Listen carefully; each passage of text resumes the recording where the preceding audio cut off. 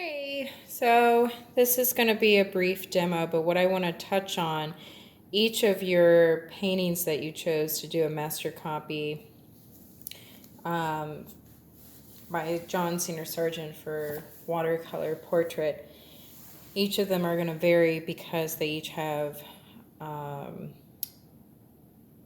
different palette. So your colors aren't going to be all the same. So this is mine that I chose, that I did a quick block in, is of Alice Runnell James by John Senior Sargent. So as you can tell, I have picked out a variety of brushes, and you will do that too. You'll look at the background versus the foreground versus the middle ground, and the description in the portrait or the figure. So in micro areas or smaller areas, you're going to be mindful and you're going to choose smaller brushes. In a bigger area like the background, you're going to choose a bigger brush. Now I'm going to touch on how to make a wash, how to make wash at its consistency of half and half. I can guarantee you that John Senior Sargent used for the portrait and for areas that expose the skin, those colors are mixed with white gouache. Now, in the background and in part of the middle ground, like describing her pillows and chair and her clothing, that is watercolor. But her neck and her hands and her portrait, that's whitewash, because he used his lightest lights to with gouache, excuse me. So here's my palette. See how I lined it up, piece-size amounts, and then and see these bigger areas are going to be used for mixing color. So you want to organize your palette. I have my 2 cups of water right here, and I have my towel. So I'm going to start, you start macro to micro. So I'm going to start with a bigger area first. I'm going to dip my brush, and I'm going to wet my palette, and I'm going to squint, and I'm going to choose some burnt sienna, and I'm going to clean my brush. I'm making the background first, and I'm going to choose some alizarin crimson. I'm going to have to wash my brush again. So the background is saturated color. It's not exactly a wash. A wash would be very pale, more water.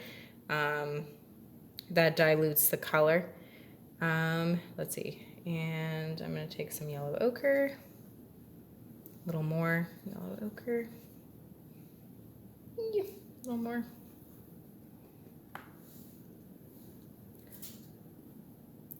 A little more alizarin crimson.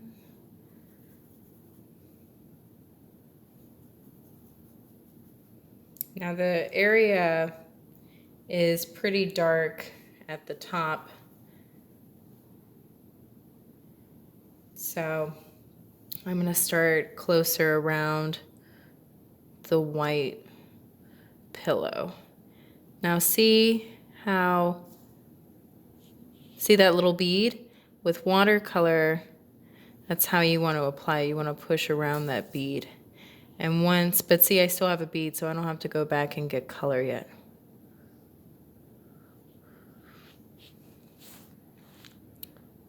So in watercolor, you work in layers. And I'm going to have to go back in several times.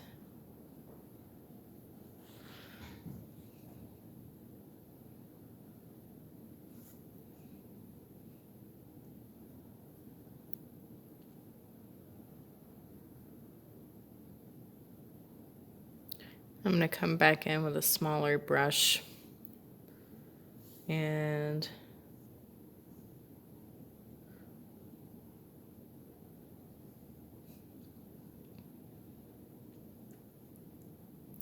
go into those smaller areas, but I want to block in first. Because with watercolor you layer, but I want to get everything placed in so there's no, I'm still being specific and direct, but I want to block everything in so there's no white exposed, because you need your entire painting blocked in with color first before you can develop it further, because you'll be missing information if one part's exposed, the white of the paper, and one area has information with color. So I'm going to start there, and I'm going to take some alizarin crimson, a little bit of that color. So I took alizarin crimson, burnt sienna, and a little bit of sepia. Now I think I need to go back in with blue, and I'll do that.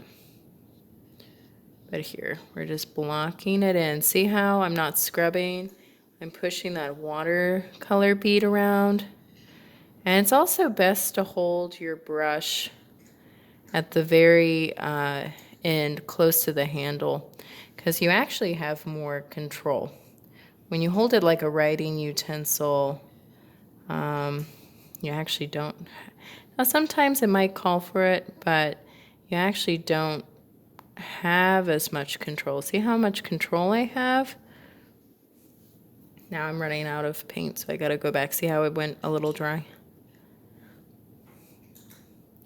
So you occasionally look up at your copy as you're painting.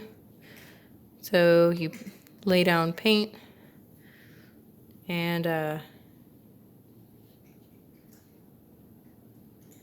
you go back in and copy. Okay. So there's that. Now I'm going to rinse off my brush.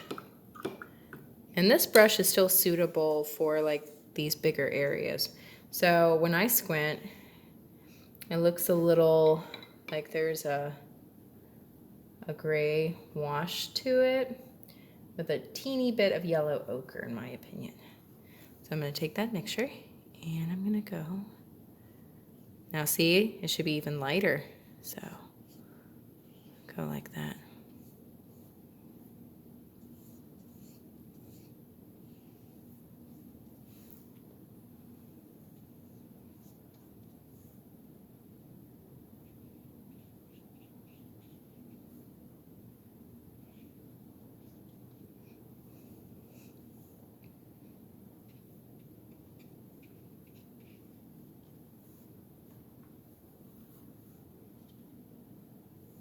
Block in here.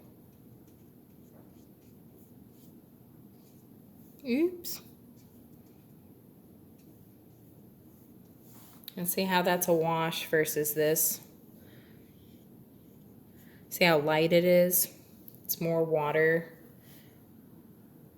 And the color's not as saturated. It's diluted. It's muted.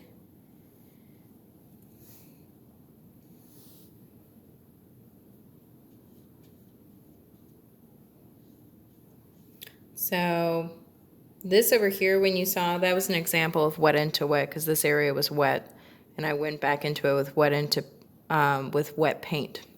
So that's an example of one of the three wet into wet approaches